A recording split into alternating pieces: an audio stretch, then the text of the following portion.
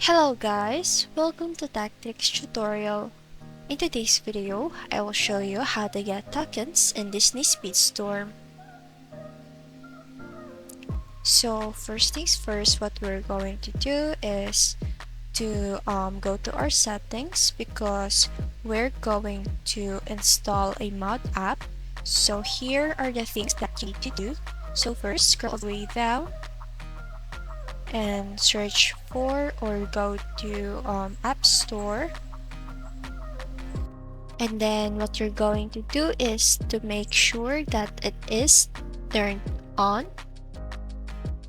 Now after that, go to General and then go to Background App Refresh, and you want to make sure that it is turned on. And now after doing those things, what you're going to do now is search for this.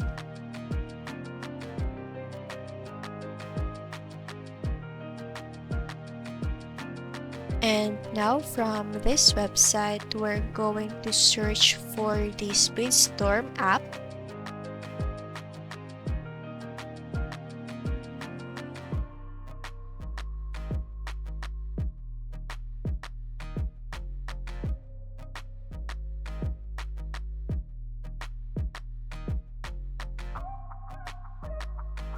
And then click this one right here.